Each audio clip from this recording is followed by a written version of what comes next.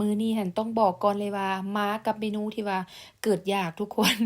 อยากกินอิหยังที่ว่าแซ่บๆเผ็ดๆมาหลายมื้อแล้วเนาะคิดออกได้ก็เลยว่าอาจจะมาเฮ็ดยำกินซึ่งว่าจะเป็นยำวุ้นเส้นใส่หมูสับใส่กุ้งสดแบบนี้เนาะทุกคนซึ่งว่าก็มีส่วนประกอบแล้วก็วิธีการเฮ็ดที่ว่าบ่ได้ยุ่งยากดอกไผก็สามารถเฮ็ดกินได้อยู่ที่บ้านง่ายๆเพียงแต่ว่าเรามีเครื่องประกอบแล้วก็เฮ็ดได้เนาะทุกคนเนาะแต่ว่าสำหรับคลิปนี้น่ะต้องบอกก่อนเลยว่าอาจจะเร่งรัดตัดตอนเนาะอาจจะบ่ได้มี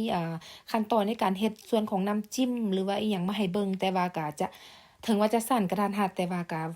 เข้าใจได้ง่ายเนาะทุกคนเนาะซึ่งว่าจะมีวิธีการเฮ็ดแนวใดมีส่วนประกอบอันใดแดแนวใดสิเฮาไปเบิ่งนำกันดังในคลิปนี้เลยเนาะทุกคน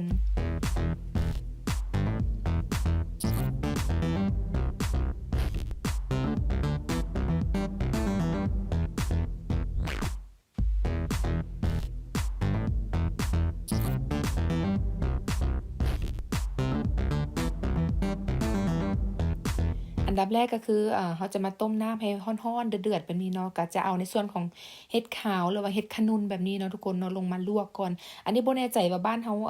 เอิ้นคือกันบ่บางคนเขาเจ้าก็เอิ้นเห็ดหูหนูขาวหรือว่าเห็ดขนุนเห็ดหยังซี้เนาะนี่ก็บ่แน่ใจแต่ว่าเรามันกินเป็นอย่างเดียวซื้อเอามาก็มาลวกแบบนี้เนาะทุกคนเนาะแล้วก็จะมีในส่วนของวุ้นเส้นเนาะวุ้นเส้นก็จะเอามาลวกซึ่งว่าก่อนที่ว่าเราลวกหั่นน่ะบ่ได้ลวกเส้นมันจะขาวๆแต่เวลาที่ว่าเราลวกแล้ววุ้นเส้นสุกแล้วเส้นก็จะเปลี่ยนสีเป็นสีใสๆจังซี้ก็ถือว่าได้แล้วเด้อทุกคนในส่วนของวุ้นเส้นเนาะถ้าต้มโดนไปเดี๋ยวมันจะเละมันจะบ่แซ่บเนาะทุกคนให้เป็นสีใสๆแบบนี้ก็ถือว่าได้เรียบร้อยแล้วเนาะในส่วนของวุ้นเส้น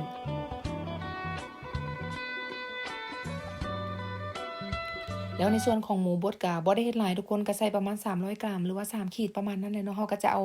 หมูหั่นมาลวนให้สุกแบบนี้แต่ว่าอย่าลืมเติมน้ำไปจักหน่อยหนึ่งเนาะเพื่อว่าให้หมูของเรามันสุกจังซี้เนาะแต่ว่าในขั้นตอนของการลวนหมูจังซี้ก็เราต้องลวนให้สุกได้ทุกคนลวนให้จนหมูเราสุกเราถึงจะเอาไปปรุงแต่งเป็นกับยำกับหยังเราได้ซี้เนาะ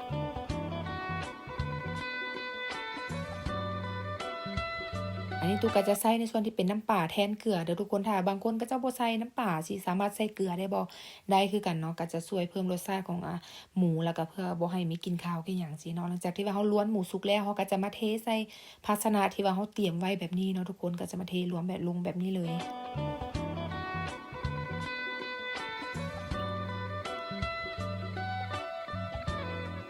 อันนี้ก็ยังร้อนๆอยู่เลยเนาะแล้วก็จะมีในส่วนของกุ้งซึ่งว่าขั้นตอนของการลวกกุ้งอะนะ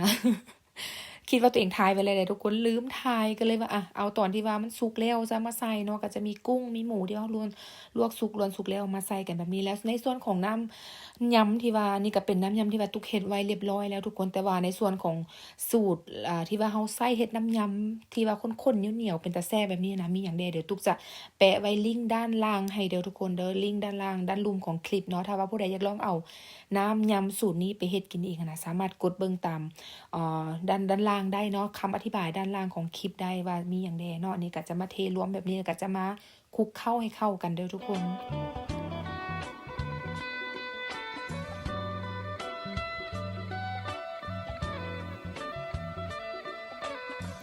หลังจากนั้นก็ถึงมาตามด้วยวุ้นเส้นที่ว่าเราลวกไว้แล้วเนาะวุ้นเส้นแต่ถ้าเส้นหลายเกินไปก็บ่ใส่หลายก็ได้เนาะทุกคนจะสังเกตให้เลยว่าก่อนที่เรายังบ่ได้ใส่วุ้นเส้นน่ะน้ำยำเรามีได้แต่ว่าถ้าว่าเราใส่วุ้นใส่เป็นเส้นไปเส้นไข่เส้นหยังน้ำก็อาจจะแห้งไปแดเนาะแล้วก็จะมีส่วนของเห็ดหูเห็ดขนุนขาวแบบนี้ที่เราลวกการลวกเห็ดน่ะบ่เกิน2 นาทีก็ได้แล้วเด้ทุกคนในส่วนของเห็ดเนาะเพราะว่าจะบ่ได้ลวกโดนเนาะนี่ก็จะมาคลุกเข้าให้เข้ากันให้ทั่วเลยเด้อทุกคนกับน้ำยำเนาะ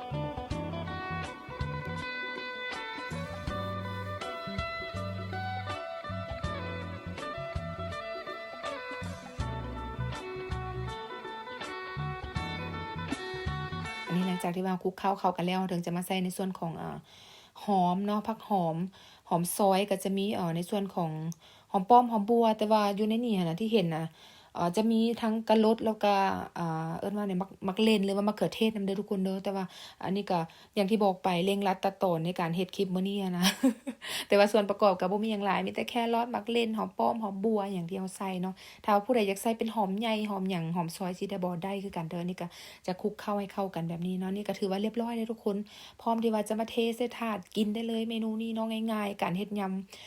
วุ้นเส้นใส่หมูสับใส่กุ้งสดแบบนี้เนาะทุกคนก็สังเกตเห็นอย่างที่บอกไปว่าถ้าเราใส่เป็นเส้นอาจจะไข่จะหยังน้ำก็อาจจะแห้งจะหยังบ่มีน้ำหลายเนาะแต่ถ้าว่าเป็นยำอย่างอื่นที่เราบ่ใส่เส้นน่ะน้ำก็จะหลายกว่านี้เนาะทุกคนการเฮ็ดยำมื้อนี้ก็